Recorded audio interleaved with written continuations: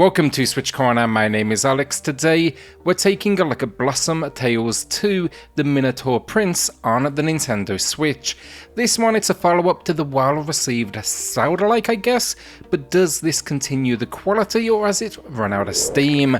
Well, hit subscribe, join us here for reviews and deals near daily, and let's get started. If you are thinking about grabbing this, then head to cornershop.gg, use code CORNER at checkout for an additional 10% off your eShop credit purchase, and these are instant email delivery. It supports the channel though, and you save a little extra cash in the process. Also then, for a while now, I've been asked a few times to upload just the raw footage, so I'm going to be doing that at Console Corner here on YouTube. No commentary, only gameplay, and I've got a full playthrough of this one live on the channel same day as the review over 6 parts. I've linked that in the pinned comment down below, so if that is your thing, maybe throw that channel a subscription. I'll be doing shorter example videos over there as well, with just kind of smaller blocks of gameplay. Story then, and much like the first, we follow a tale being told by our grandfather, this time on what appears to be a camping trip. Ourselves, Lily, and our brother, we settle in for what is a grand adventure, and we place ourselves in the position of the leader characters. This one, it opens as simple enough, a local competition in a fantasy world, but when our brother cheats to succeed against you, we basically wish him away. Unfortunately though, in this case, this wish, it comes true. The Minotaur King appears, longer banished, and steals him away.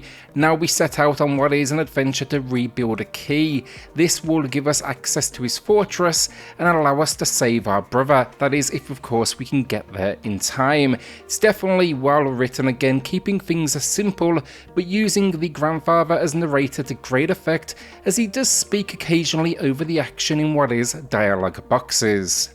It's just an entertaining story with dashes of humour and a surprising amount of pop culture references alongside the expected Zelda hints. It's also got more than its fair share of side quests to uncover, and yeah, really like this world, I really like these characters. It's also worth noting as well, and no prior experience with the series is required if you do just want to jump straight in here. Gameplay then, and much like the original, it's an old school Zelda-like experience, top down with a simple control scheme. It's going to be movement, the ability to dodge, roll, attack, and then you can use 2 items, one of which I always suggest keep it as the shield. You can also though switch these out for different items, think items such as health or maybe secondary weapons. Many of the weapons as well, they reappear from the first game, but you can expect here new abilities, things you've seen before, for example the bow, bombs, boomerang, though the latter has been dialed up. Additions though include a grappling hook, which I loved for traversal at specific points, and then a frequent teleportability that was surprisingly well leveraged throughout the game, not only in exploration but actually in combat as well. The biggest compliment I can give this one, honestly, every single weapon in the game, it has its place. You can't get too comfortable with one setup because the game, it will frequently challenge you with a boss or an enemy type that demands that response. Sure, this can lead to a little too much time in the menus, honestly, switching out what's to hand, but nonetheless, definitely found it enjoyable. I'd also say this game, in comparison to the first one, more difficult in its combat. Enemies, they appear smarter, they apply the pressure, and it's all about overwhelming you with a variety of attack types. There were moments where I had ghosts that needed vanquishing with a flame, blades being thrown towards me in the air, and then melee types as well, all at the same time. A few, they even pack kind of bullet hell approaches. The same actually can be said for the world as well. Not only is it now bigger, but it's now more complex, leaning into almost that Souls-like puzzle design, in the sense you can often unlock shortcuts which will make that next go around much easier. Thankfully, it never outstays its welcome with the complexities, and it will often reward your exploration with a new fast travel spot. This is a hot air balloon. It's not all just going to war either. You'll find plenty of smaller towns where you can speak to the locals, shop at stores, go fish or work on that next potion and music piece thanks to a bard that teaches you magical snippets of songs to perform in specific locations for a reward. There's of course a ton of collectibles as well in this world, from hearts that expand that life meter to cash, gems and even buffers for energy. The latter is needed because again you'll be managing an energy meter here, though it's not for attacks, rather specials and defense, so it's not what I'd call too demanding. The puzzles finally I really liked. They leverage our abilities, teleportation, matching tiles, even one where you must guide yourself and a shadow to an end goal with 2 different paths. Just a great selection that demands a different approach frequently. Problems? Very few honestly. I had a really good time in this world, but there's a few areas I would love to see tweaked. The final area, the Minotaur's Kingdom, a little overlong and complex for the sake of it. It's somewhat dragged here because it goes just a little too over the top with a constant flow of environmental puzzles. Likewise, brewing up potions, it's fun, but a few moments they kind of force you to do things like go fishing and catching specific fish as well. It's fine if it's your thing, but I felt it slowed down the pacing just a tad too much. Controls wise then, 95% of the time it's fine, but I will say when you attack and press defend, sometimes it doesn't quite register to lift up the shield, which got a little frustrating at points.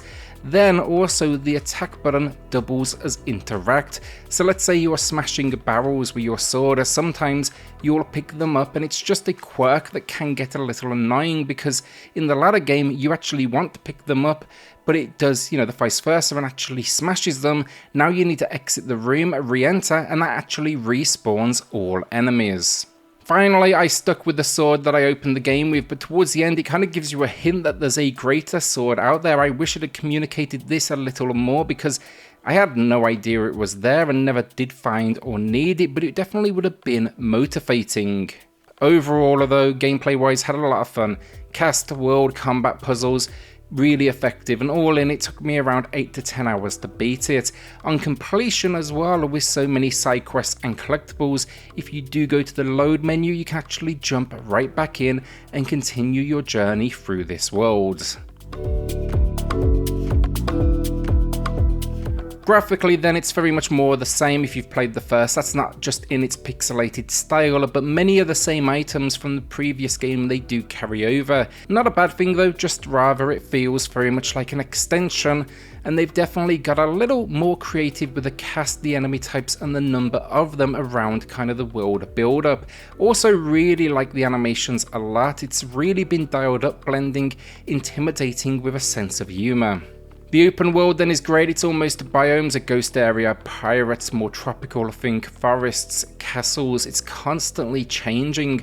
My only issue really visually, just occasionally I did struggle to recognize what an item was.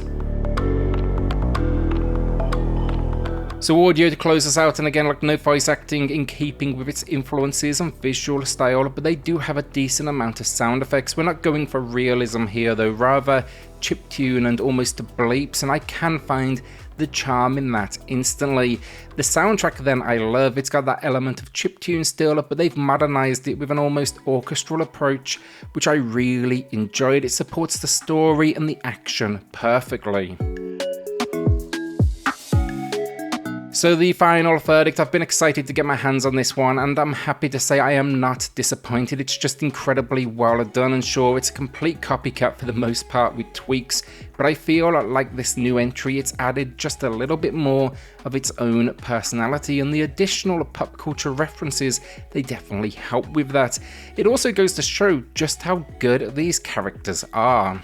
They're just funny, likeable, and you just want them to win by the end game. Sure, it has issues, the controls can be a little awkward at times, the visual style doesn't always do a great job of explaining what an item is, and then a few moments even a little overlong, but fans, they won't be disappointed, and I hope they continue to expand on these characters because they absolutely deserve it.